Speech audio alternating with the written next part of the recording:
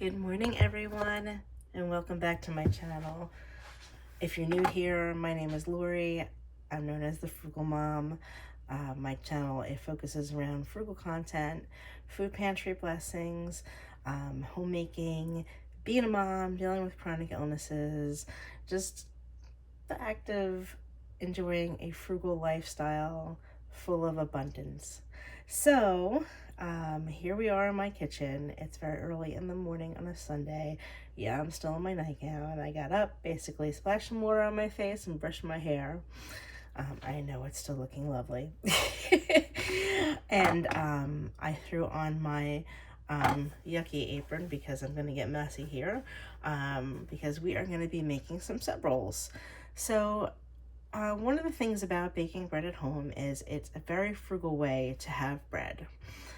It takes a little bit of time, sometimes not really even, but I mean, it's mostly inactive time. So while it's rising, proofing, what have you, baking, you could be doing something else. And the results is so much healthier for you without all the added chemicals that some store-bought bread does have. I understand sometimes there's times where we need to take a shortcut and buy the store-bought bread, but on the whole, if you do have time to plan and you've got some time in your day, especially on the weekend when you start out early, this is a very economical way to have bread. So I'm making sub rolls today. They're Italian sub rolls. This is a new recipe for me. I have made them before. I just figured I would try this one. I couldn't find the other recipe that I utilized the last couple times I made them. So, I'm sure that these will be delicious. They look really great from the video that I watched, and I will put the link down below. So it looks like it's pretty easy. You don't even have to bloom your yeast. One important thing, you don't want to make your water too hot or it will kill your yeast. So we have got some active dry yeast. This is the Aldi's brand. It works perfectly fine. Don't let anybody tell you otherwise. I believe it's 3 now for $1.20, and you can't beat that. And then, as you all know, I like to keep my dry ingredients mostly in canisters, these little click-clacks. This is bread flour. This is King Arthur. I like to buy it at Costco. It's a lot less expensive there. I think it's like 10 pounds for like $10. And usually, it's like $7 for 5 pounds anywhere else, at least in my area. So you're going to use 3.5 cups of this. I'm going to measure that out. So I'm going to be doing some bulk cooking today. It occurred to me that I have not really done a lot of videos for you guys cooking lately. I apologize for that. But I figured everybody can utilize a good bread recipe. I do like to bake. It's just I don't often, have big bunches of time in my schedule, but usually like once a week. So there's 1 cup. There's 2 cups. So I hope you guys have been well. The weather's been beautiful here. Not so much yesterday. That's okay though. You need some rain.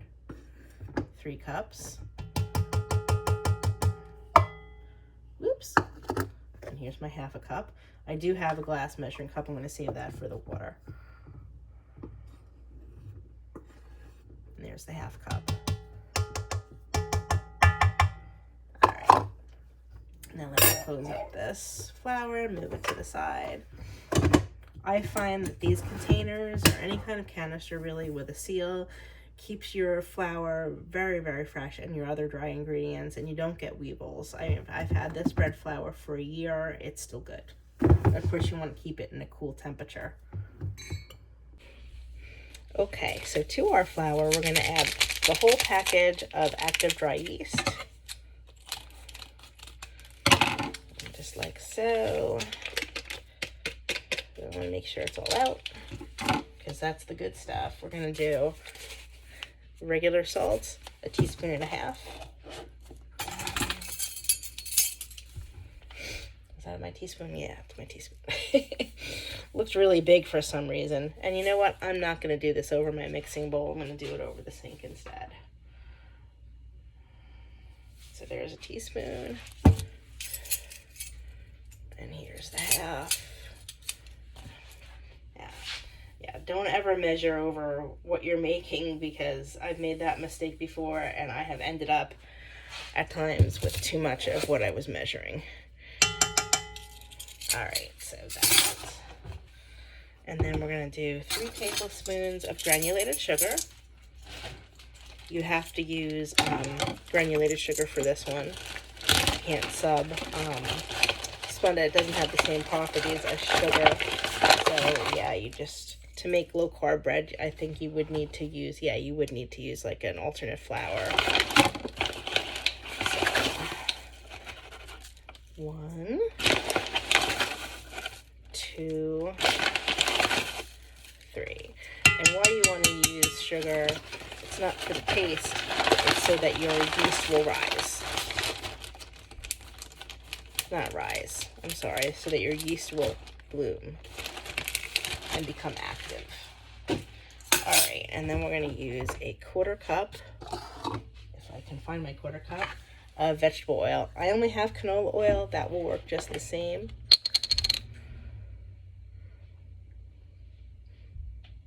There we go. And pour that in there. Give it a tap. All right. And a 1.5 cups of warm water. So let me get my warm water going. You don't want to make it too warm because it will also kill the yeast. You don't want to have it too cold or it will not develop the yeast. It will cause the yeast to bloom. So you kind of want to just go by feel, right? You can use instant read thermometer. I do have one. However, it's gotten put back in the wrong place, unfortunately. So I'm just gonna go by feel because I've been doing this. But if you're not a seasoned baker, go ahead and get a instant read thermometer. You can get them on Amazon for about $10, or I think even Target for about that much. So I'm gonna go and warm up the water. Okay, now that we've got all of the ingredients in our KitchenAid or stand mixer, as long as you have a dough hook, you can use whatever mixer you've got. I would not use a hand mixer because the dough will get too thick and it might kill the motor. I do have a hand mixer myself for when I do simple things that don't require a nice heavy duty motor. So just a little amendment to the change of the amount of water. So I misread. It's not a 1.5 cups of warm water. It is a 1.25 cups. So I don't want you to get your measurements wrong. I've got my KitchenAid again fitted with my dough hook. I'm going to start it out and stir so we don't get a big poof of flour. And I'm going to mix this until it's combined, making sure that I scrape down the sides of the bowl. See how it's gathering on the sides? So I am going to stop the video for a second and I'm going to scrape down my sides. And then I need to knead the dough in 3-minute increments just so I don't overheat the motor of even this mixer. There we go. There it is after I took my rubber spatula and scraped down the sides of the mixer. Now I'm just going to set 3-minute timers and do 3 cycles of 3 minutes. This was what it looks like after it's been kneading for about 5 minutes. It's got another 4 minutes to go. I just want to give you a good look. It's nice and smooth. It's pulled away from the side. It just needs a couple more minutes. It's like after it's been kneading for 9 minutes. Remember, you want to at least rest your mixer 2 to 3 minutes in between 3-minute kneading sessions, because this is not a professional mixer. She's a workhorse. I've had her for 22 years, but I don't want to blow out her motor. So it's nice and smooth. It's not stuck to anything. When I take out the ball of dough, there's really very little residue inside the mixing bowl. If you find that your dough is mixing up a little sticky, you can always add a little bit more bread flour to it. You know, sometimes you need to do that because you know, depending on the atmosphere where you are, you know, the moisture level, you may need to add more or sometimes less. So what I've done is I have placed my beautiful bread dough in a slightly oiled glass bowl. I took the liberty of preheating my oven to 170. That's the lowest heating temperature that I have on mine. Some ovens do have a proof setting for bread, and you can set your oven to that if you like. And then as soon as it reaches temperature, you want to turn it off. It's going to stay warm for a while. You don't want to, you know, overdo it with the heat. You don't need to do that if your temperature in your kitchen's a little bit warmer, if it's a warmer day. However, it's a little chilly here in New Jersey this morning, so that's what I did to get it to proof a little bit faster. Do the first rise. So what I'm going to do is I'm going to put like a non-fuzzy tea towel over the bread, and I'm going to place it in that oven, and I'm going to let it sit for 40 minutes, and then I'm going to check it to see if it's risen. It should take no longer than an hour. And while my bread is rising, while my dough is rising rather in the oven, I am going to take the liberty of stripping my bed, because I need to do that today. See the beauty of it? You can do something else. So here is our dough after it has been rising for about 2 hours.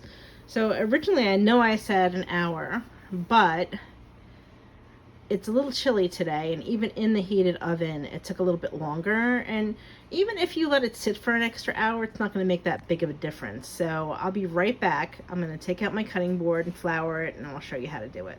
Okay guys, so I have flattened the dough. Of course my hands are impeccably clean, and now I'm going to take it out of the oiled bowl, and you can see it's not sticking, and I'm going to roll it onto my cutting board. I floured with some bread dough. I'm going to fold it onto itself, and I'm going to punch it down. And what this does is it gets rid of any excess air bubbles. So you just do it a little bit. I'm using my good hand. That's how I roll, because my right hand wouldn't put up with that too well, so I flipped it over. I'm going to punch it down one more time.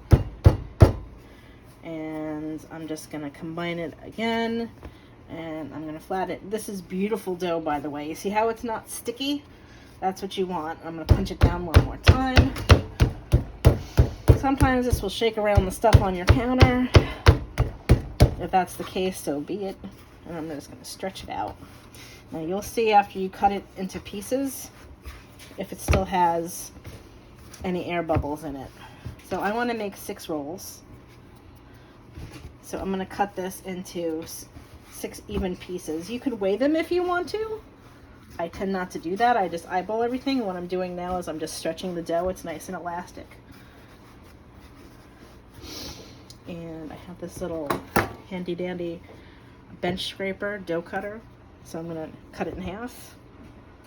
It doesn't have to be perfect, because this side's a little bit smaller than this side, and I'm going to just make 6 as even as I can with eyeballing pieces.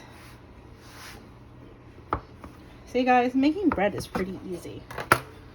Put them over here, and then I'm going to start to shape them into the roll. Now again, they don't have to be perfect. That's the beauty of baking things at home. I'm telling you, like, to make these 6 rolls, it probably cost me less than $1. How can you go wrong, right? All right. So how you start to do it is you just want to roll them in, kind of pinch in the sides because you don't want them to come out. Right? For them? Well, I'm going to open it back up, actually, because I'm not real happy with how wide it is. All right, so you want it to kind of look like that. It's like a long rectangle. And remember, these are going to have a second rise, so they're going to get even bigger. And I'm going to bang that down. You could also use a rolling pin if you wanted to. So I'm going to tuck this in, both ends. And then you are going to take your longer sides and you're going to pinch them. And it's a little misshapen, so I'm going to take it and roll it a little bit until it's kind of even, because that looks a little like a exclamation point. So we don't really want to do that. We're not making a breadstick, so maybe we're going to want to make this one, and you can do that by just condensing it again, and we're going to want to make this one a little wider. So I'm going to just roll this like so, kind of square off the ends, and you always want to put the seam side on the bottom. That way it doesn't open up when you're baking it. Now that looks more even. What do you think, Matt? Yeah, that looks good. All right. We can eat that right now. Well, it wouldn't taste very good because it isn't baked. I'm just gonna make it more evenly shaped, and I'm gonna put it to the side, and I'm gonna work on the next one. Whoops!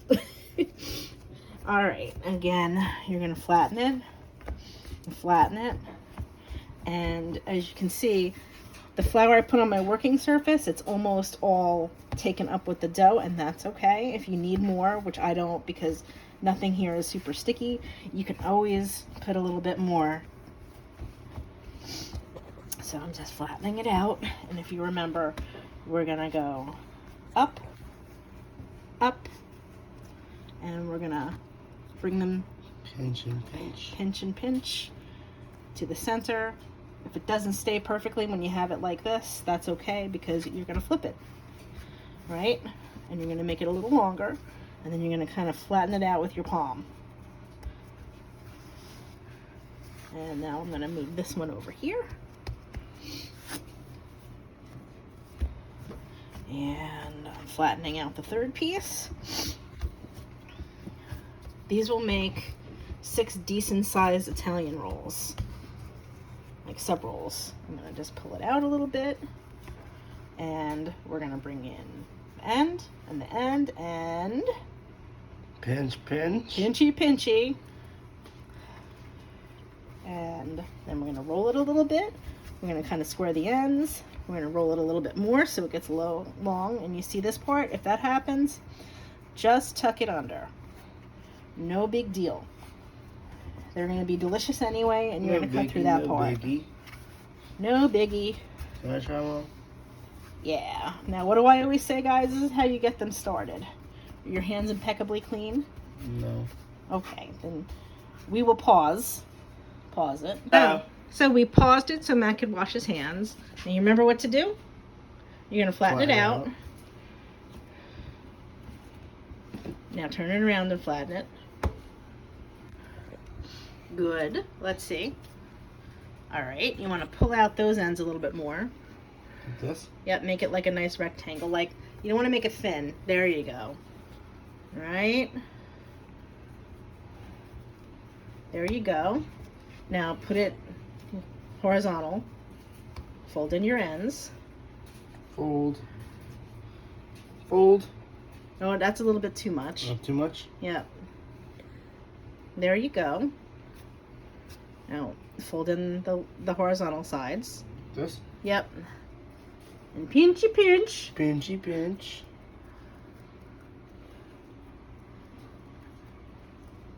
Now turn the seam on the bottom, and we're gonna roll. Now let me see. Now you want to kind of like pinch that inwards. Yep. And you want to roll until it's about the same length as the other ones. Now it's a little bit too long, so we're gonna shorten it up, and we're gonna compare it with the other ones. A little bit longer. Yep. And if you wouldn't mind rolling this one. Rolling So this it's a one? little bit longer. Yep. Yep. Pinchy pinch. Pinchy pinch. Not doing bad. Nope. And look at that, we got 4. And do another one. Go ahead. Do another.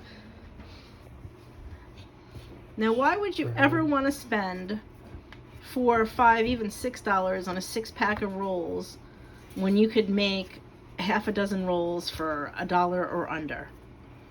And as you can see, all I'm doing, I'm not making a tremendous mess either. I'm doing it while I'm doing other things in the house. Can you want to fold? Yep. Fold. Just a little bit. Fold. Now. Pinch. Pinchy pinch. It's gonna want to pinchy pinch.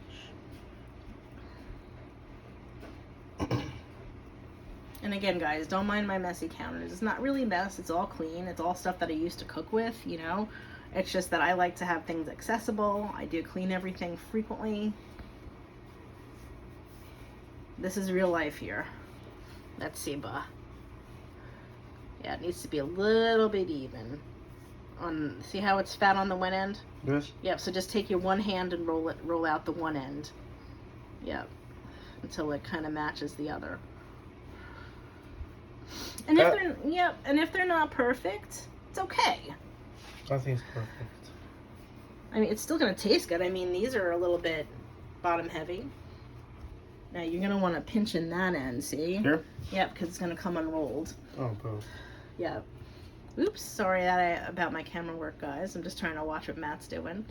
Pinch it, pinch it. Good. You gotta see the end? I did. It looks like a big mouth. And then kind of tap it in with the palm of your hands and roll it again. You want them all to be about the same length. There you go. Seam down though. Oh, seam down? Yep, because you don't want them to open when they're baking. And then we got one more. Yep. What I'll do is... These guys can go up here. Okay. Flatten, flatten. Flatten, flatten. Pull, pull.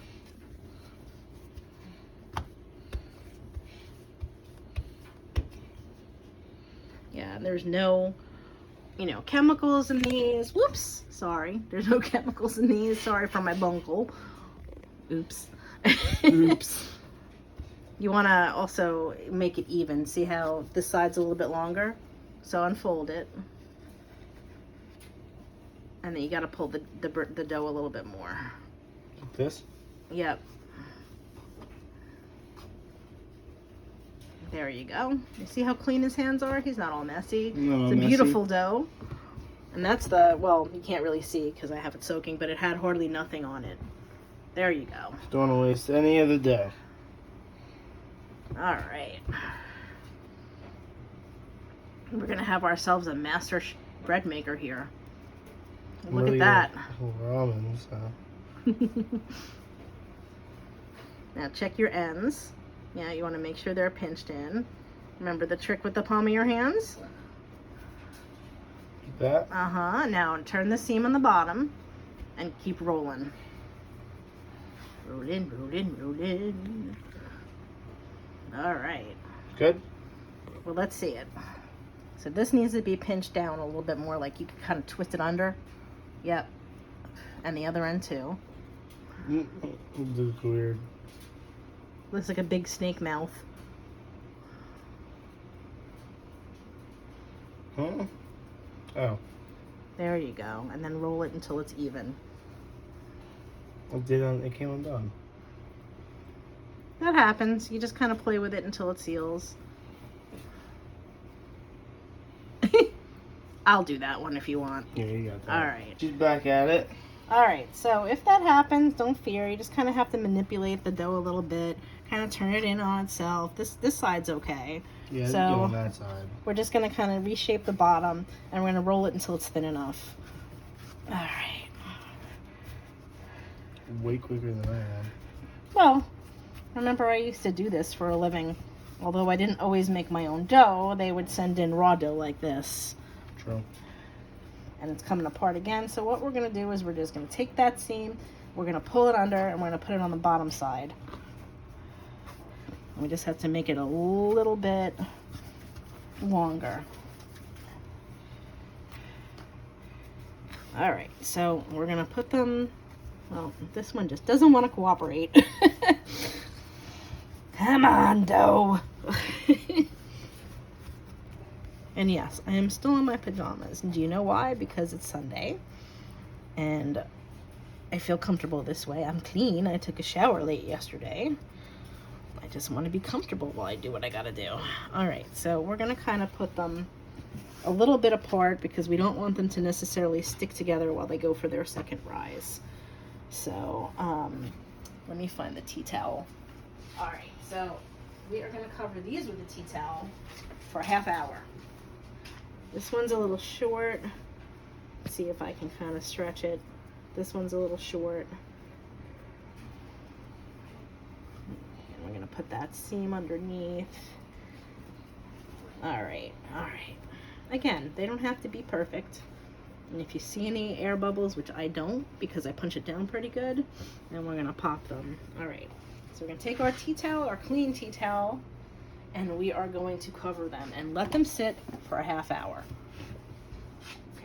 Okay, so this is after the second rise.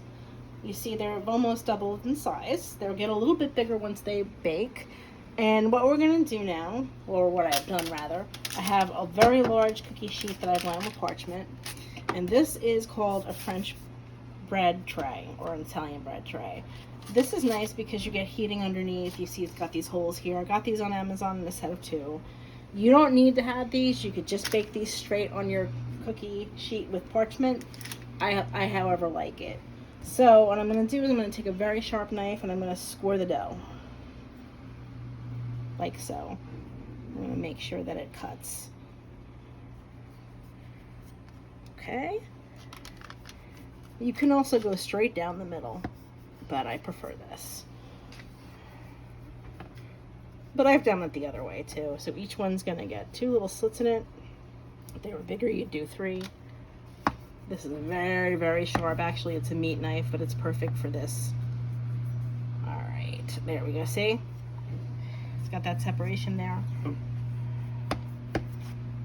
I have my oven preheated to 450. And I'm going to show you that real quick. What I've done is it's heated to 450. You want to put a rack on the bottom. You want to put a cookie sheet on the bottom with about a cup and a half of water. And what that's going to do, if you can see it, it's creating steam so you get a nice crusty outside of your bread. And then you're going to put your rack that you're going to put your rolls on right in the middle. All right, back to the rolls. So I've got some unsalted butter here. You can use salted if you want it. I've melted it in the microwave and I'm going to use my pastry brush. I'm just going to give it a light brush. Now what you can do here if you wanted to is you could sprinkle some garlic on it, some salt, some everything, bagel seasoning if you wanted. I'm just going to leave them plain because they're just as good plain. But if you wanted to, I'm going to make sure I get these ends in here real nice. You could also use egg wash. If you wanted to, it'll give an even shinier look. I'll make sure I get my ends real nice all around it. Lather them up. And I'll also let you know that this French roll pan is also non-stick, so that's a nice feature of it as well. Not like the parchment paper wouldn't be. It's just an added little feature. But then you'll have like those bakery-like little circles on the bottom, and I'll show you them when they're done. So because my oven tends to bake a little bit faster than some others, and you'll know this about your oven as well, I'm going to start my timer at 10 minutes. So let me put down the butter, and that's about 2 tablespoons of butter. And I'm going to put them in the oven. You see the steam come out? In the middle shelf. There you go, let's see the steam. And we're going to set our timer for 10 minutes and then we'll be back. Okay guys, so these have been in here for 10 minutes. Look at how brown they are already. However, the bottom is not quite done. A couple more minutes. So what I'm going to do is I am actually going to take liberty and flip them because I don't want the top to get any more browned. I don't want them to burn, that's for sure. That would be a sin, right, Matt? Yeah. They smell good, don't they? Oh yeah. And at this point, you don't have to worry about them opening up. So we're gonna put back in for another 5 minutes. Otherwise, they'll be too doughy on the inside. So we'll be back in 5 minutes. Okay, guys. So I looked in the oven about 2 minutes ago, and the rolls were already starting to look brown on the bottom. So I decided we were only going to leave them in for another minute. As you can see, they look pretty good. About 15 minutes. Yep. But your oven might be different. So I'm going to take them out. I'm going to close up our oven. And I'm going to shut it off. And now we're just going to let them rest. We're going to let them cool on the cookie sheet until they're completely cooled. And then I will come back and show you what they look like. Now, one thing you want to do Can you hear that? That's how you know they're done. If you didn't turn them around and let them brown the rest of the way, they would be gushy in the middle, and who wants that? Nobody. So we will be back shortly and we'll show you what they look like. Okay guys, so this is what the rolls look like when they are finished. They are cool to the touch. They smell amazing. I will show you what one looks like when it's cut into. Here, let me put the phone down for a minute. Well, I actually don't have my bread knife. So when I make Steve a sandwich later, I will show you a quick shot of that.